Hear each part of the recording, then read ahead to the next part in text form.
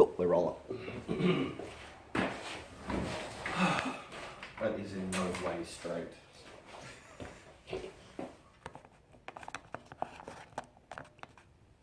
Yeah, that's right. Yeah, that's fine. I'm just gonna knock it out. Hey guys, welcome to Drinking and Dragons. This week we're going to do something a bit different. I've had a couple of people sort of comment that they like the stuff we're doing, they like the videos that we're making, but you know, they're not really familiar with Dungeons and Dragons at all, so half the time they don't actually know what we're doing. So I wanted to just run through some of the basics, and if the feedback is good, I'll continue on this in the coming weeks and do a bit more in depth about what's going on. I'm here with Jaden, who's luckily going to be a bit of a test dummy for me. I guess to begin with, the whole idea of Dungeons and Dragons, just to get it out there, it's a fantasy world in which you can do whatever the fuck you want. Like showing literally everything we find. Yeah. Restarting vampires' hearts by doing unspeakable things to the corpse. The Dungeon Master, which is, I guess, my job when it comes to this sort of stuff. My job is to take the players through a story. That is its core. We're telling a story, the players are actually part of the story, and I am sort of leading them through what they're doing. You know, the players at any stage can pretty much do whatever the fuck they want, which can be very frustrating for DMs. I beg your pardon. But it's good, you know, they can burn a house down if they don't want to go inside it. They can climb up the side of a castle rather than going in through the front door. They can completely ignore the path and just fuck off in the opposite direction if they want. So it's the Dungeon Master's job to keep them on track as much as possible. But in saying that as well, it's also our job to adapt. And if they want to do something crazy, I guess in general, we want to let you guys do something crazy. You want to punish us if it fails, but hey, you know, there's risks and rewards. So I guess I'm going to start this by going through the start of sitting down and play Dungeons and Dragons. So first up, there's a really good kit that's available to buy, which is called the Dungeons and Dragons Starter Kit. The latest edition is 5th edition. That's also called Next. And it comes in a really pretty box that literally just says Dungeons and Dragons Starter Kit. It costs about $25.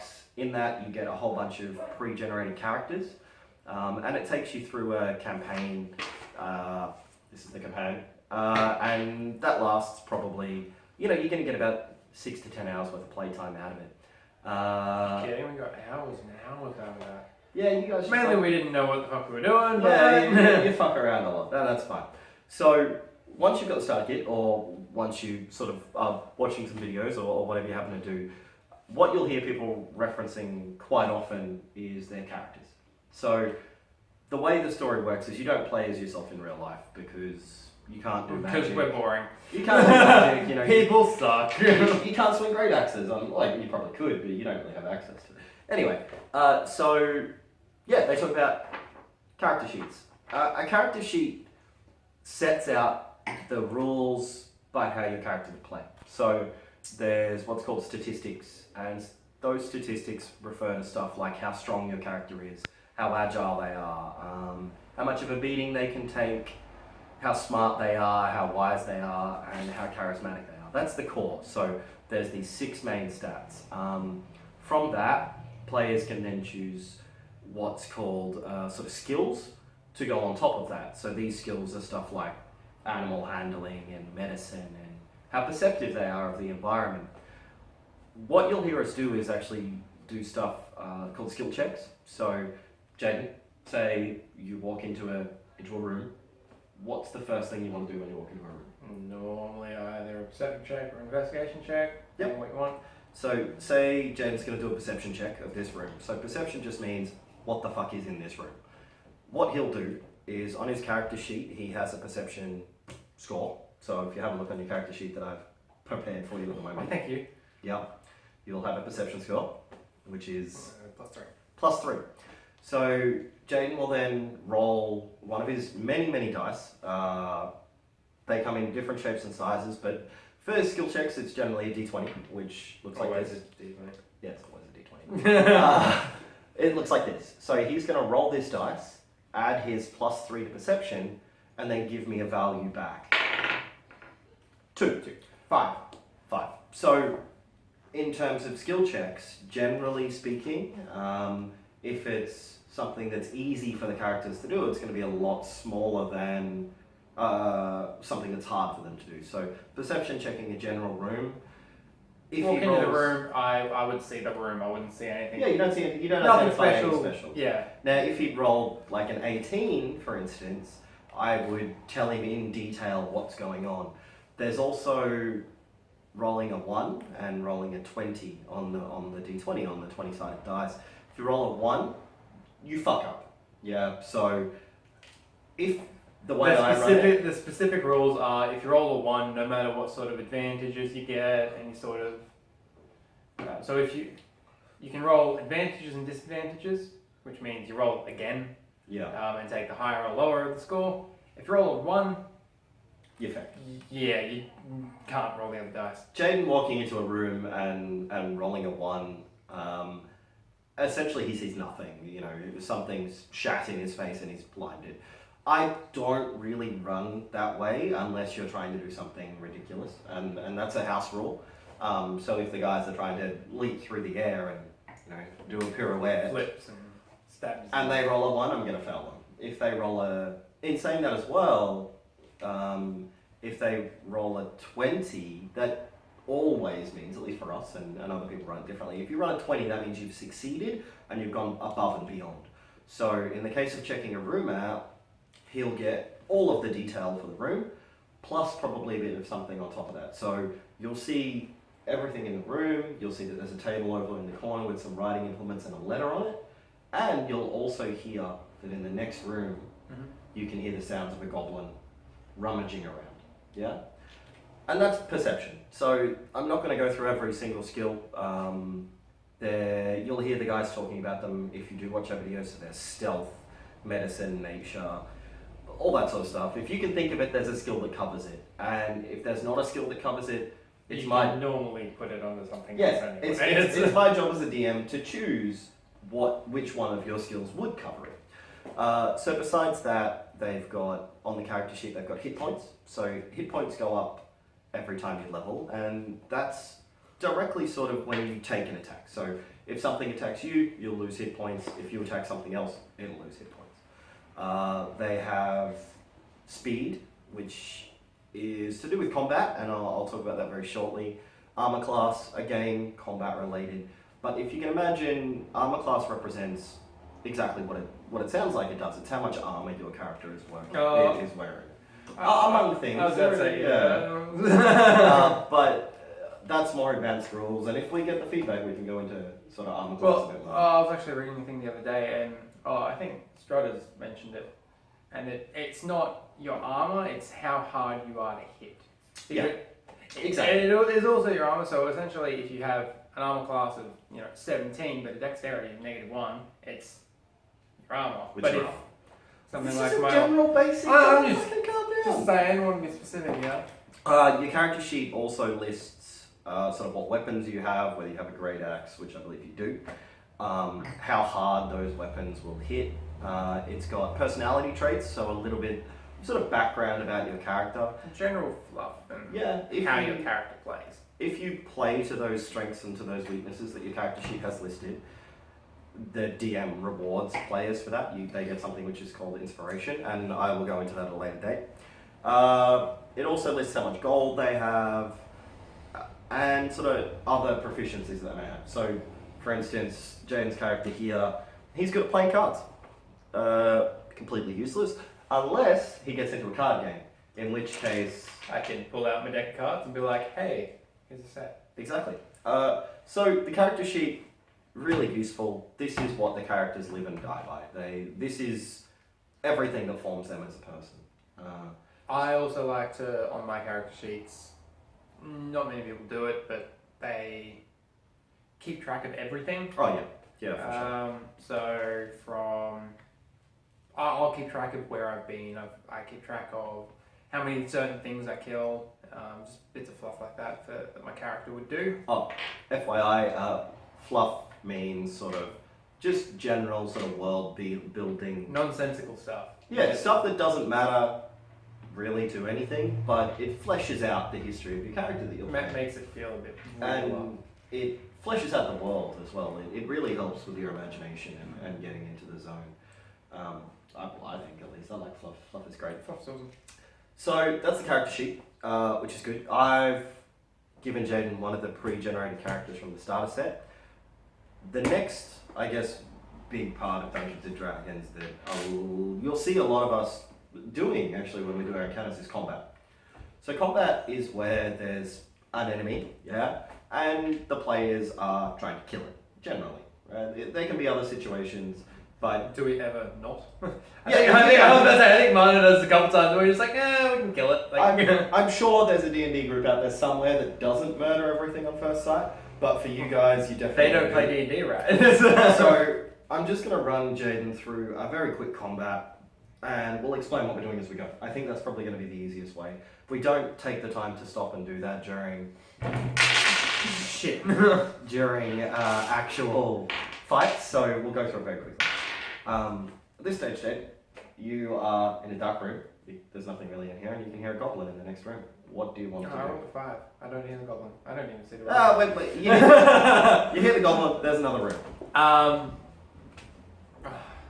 You couldn't have given me the other sheet, could you? Where Nah. I stealth up and... No, you can have the crappy sheet. Damn. Well, no, fuck it. Come on, pull out your Okay, axe. well, yeah, I pull out my axe. I get ready to burst into the next room. I go up to the door. Anything else happening? No. Goblins scurrying around in there. You're not going to get surprised. Surprise is when he would surprise a monster and with it. No, you get in the video, alright? You're not leveling from this. Calm down. Well, I was going to say I'm going to bust in the room, like hardcore bust in the room. You're going to hardcore bust in the room. Hardcore bust in the room. Are you going to try and break the door down? Yeah, I'm going to try and break the door down. That's what I was Give me an athletics check. Athletics. 23. So, Jen's got a great athletics check. So his character, I'm imagining, is going to kick through the door, and because it's such a high score, Ready. Busts. the door is going to go flying and smash against a wall, narrowly missing the goblin that is now looking in your general direction and bearing its fangs. At this stage, what happens is when combat begins, we roll for what's called initiative. Initiative works out the turns of the combat. So it goes from highest roll to lowest roll. So I'll get Jaden to roll first. He's got a 1 to that. So I have 0. I don't have initiative. Jen's rolled really shitty. He's having a great night. What I do at this stage is, if I'm organised, which I'm not, I'll know what the goblin's initiative score is, which is its dexterity. I roll then for the goblin. So the goblin has +2 to dex. I'm going to roll a dice, that's the DM. I've got a 4, +2 is 6. Now, if Jaden had actually succeeded in a good roll, he'd probably go first, because that's really crappy. No. I'm just going to bust out my rolls now. Okay, alright. 2, 3, 4. Yeah, let's go again. 2. Anyway. So, at this stage, it's the goblin's turn first. So, Jaden's going to get hit by the goblin. The goblin sees him, the goblin's going to make an attack. Monsters have very, very dumbed down character sheets, but they do have stats and they have actions listed that they can perform. In this case, the goblin has a short bow and he has a scimitar. He is just going to pull out his short bow and shoot at Jaden. Each turn is made up of 3 sort of actions, if you like. Each character can move, each character can attack or use... Take an action. Yeah, like attack Major something, action, try and calm something down, anything that would take a significant amount of effort, and a minor action. A minor action is for pulling out a weapon or, maybe opening a door, I would think is a minor action, that's just me. Anything that, they can sort of do one-handed, I guess.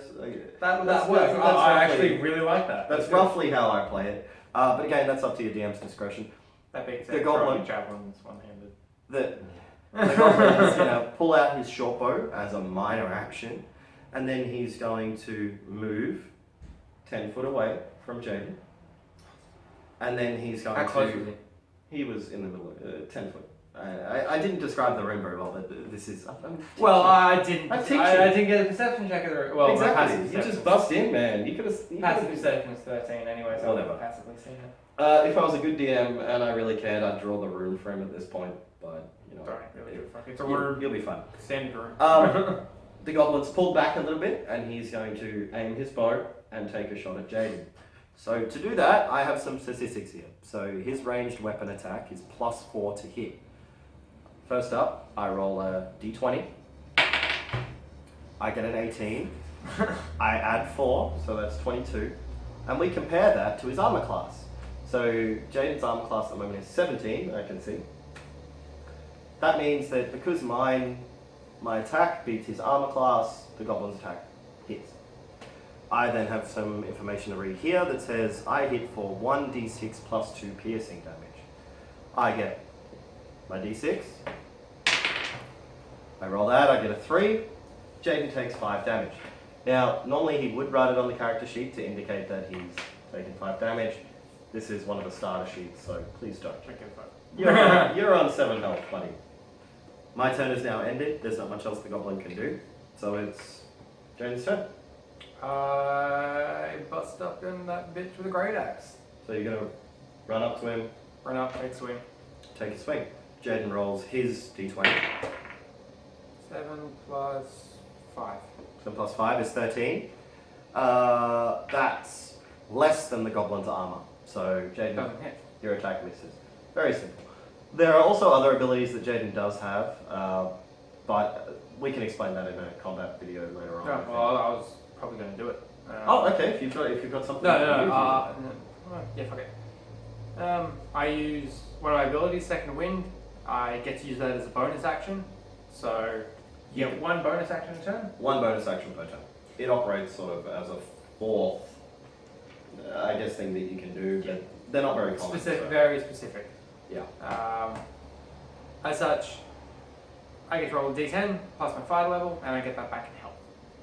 So fighter level 1, I get 6. 6 health back, You get 6 health back. so I'm back on 12 health. You are. Are you going to end your turn? Yeah, can't really do much else. Cool. So Jaden has ended his turn right up in combat with the goblin. Different weapons sort of have different characteristics. There's a lot of them. I'm not going to explain them. I know what I'm going to do for you. What? I'm going to grab Anyway. the goblin. So at this stage, the goblin who had his bow out has sort of had a no shit moment. I've got a big fighter up in my face. He's going to put away his bow and draw his sword with his minor action. He's then going to use his action to attack at Jaden with his sword. So his sword has slightly different stats. It's +4 to hit. 23. Doing your rolls, man. And he hits for 1d6 plus 2. That's actually exactly the same stat. Anyway, I'm just less to hit. 1d6 is 1. So you take 3 damage. Okay, Now, the goblin also has a bonus action. He is going to... So much. What? Fucking hate goblins! He's going to disengage as a bonus action, which means sort of break away from Jaden, and he's going to run 10 foot to the wall. And he's going to sort of cower against the wall. He's a bit scared now. Alright, Jaden's turn again. Come on, buddy. Hit this thing. Do you want me to grapple them? No, I don't want you to grapple. Okay, Actually, you know what? We can show them some more advanced stuff. yeah, Grapple well, him. let's grapple him. Grapple. Okay, so I'm going to run up to the goblin. I'm going to... Fuck it, I want to tackle the goblin. You want to I tackle want him. to just tackle the goblin straight to the ground. So So the way, there are a lot more advanced stuff that characters can do. Grappling or tackling is one of them. Instead of a normal check versus armor class or something like that, you literally just roll your strength against the other character. This isn't something that guys do a lot of the time, but it's definitely something that I encourage because grappling is fantastic. I play a wizard. Yeah, you really do. If I'm So- grappling with a bear, it's kind of weird. What we're going to do is essentially you can choose between acrobatics or athletics. Which do you want to use? Which bonus do you want to I use? would like to take the +5 athletics. So, I will then use my score, which is +2, and then we roll against each other. If you beat me, which you have. You are going to fucking die. Jaden, Fantastic. I've rolled a 3, he's rolled a 19, so in total 24. 24, and I've got a measly 2. Jaden's going to tackle me and throw me to the ground. No, I'm just going to tackle you to the ground. You're going to mount me. Yeah, pretty much. That's a bit inappropriate. Yeah. Can we keep this video R-rated, please? Negative. Please don't sodomize my goblin. I'm sodomizing the goblin. Anyway, at this stage it's... I end my turn. So it's the goblin's turn. When you're prone, can't really do a lot. I can attempt to throw Jaden off though, which is more than likely what the goblin will try and do. He's going to struggle a little bit. So I'm going to try and break free. Again, we do a roll against each other. In this case, I'm going to use acrobatics, because for me, as a goblin, I get a small bonus to acrobatics. I'm going to acrobatically try and get out from under your tightened vice-like thighs. 17. I've rolled a 1. I failed. You not only failed to break out, you slightly aroused me. Yeah, lovely. So this is the sort of stuff that, you know, I like to encourage. I think this is good. Anyway, the goblin's Okay, trying to with kick this, I've never actually gone into it with my great axe. Yeah. With me on top of him, still grappling him. Yeah. Would I be able to bring down my great axe on him? Yeah, so the way grappling takes one of your hands. So you can use your great axe with the other hand. Is it a versatile weapon?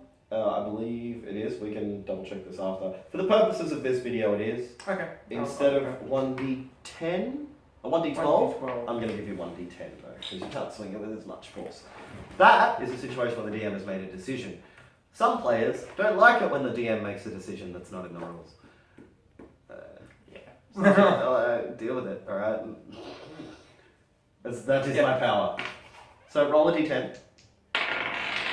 With advantage, actually. D20 with advantage is 6 plus 5. That's 11. So advantage, because he has advantage over the opponent, he gets to roll 2 dice. 11. So you're not very good at this. Yep. I bring down the great axe and it barely misses his face. It does. I really want to wrap this up, dude. Can you please murder the goblin? It's a fucking shitty goblin. Come on. I suck at my fucking rolls, okay? I get good rolls when I'm doing shit. I don't get good Okay. rolls when I'm trying to cut things in half. Very quickly, goblin's trying to escape again. Yeah, he does not. Take fucking damage from it. No, he doesn't.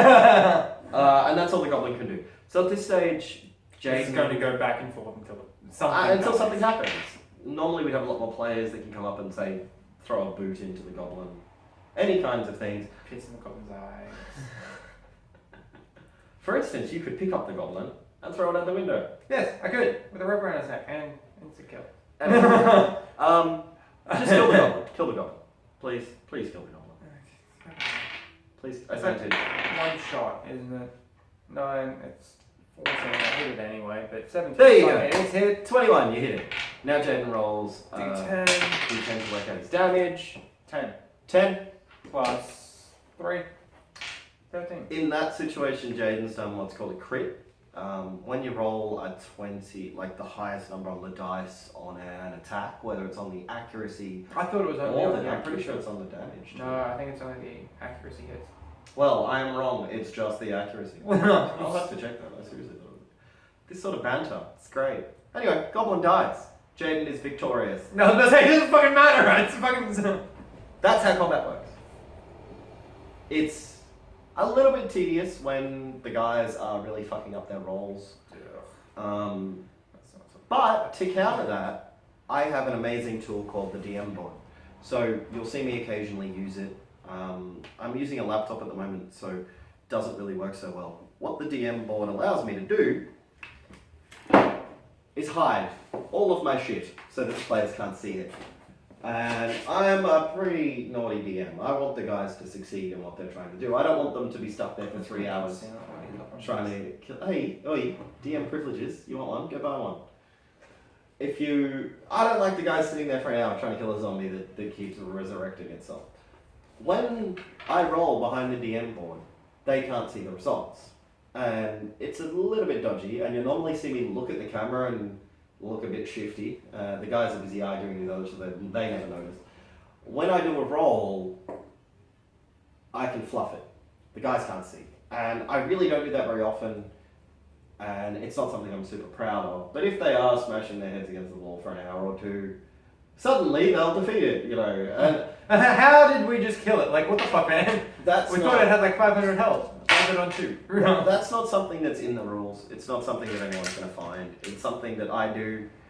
I hope that now the players know, or the people watching know, they don't get cranky at me. But it helps speed things along. We're there for a story. We're not there for. I've known this the entire time. Yeah, we're not there for 5 hours of bashing. your head Watching against us get eaten. You'll see me do 2 different types of rolls. I'll roll in front of the DM board as much as I can. But if it's really starting to annoy me, I'll roll behind it and suddenly things will start changing. Generally, that's what I do. Yeah. Anyway, look, I think that's a very quick overview of combat and of play sheets, I hope. We'll do another video and we'll talk about sort of the world and everything like that. That for sure. And if people like this, if there's some feedback, we'll do another one, probably delving further into character creation. We may even go through. Yeah, we can do a character creation. Okay, we'll do a character creation video where we go step by step through making a new character, and we'll also do a more intimate coverage of combat and of all the nuances that at least we know of. You know, we've only been playing for 3 or 4 months, and there's still a lot of stuff that we don't know. So.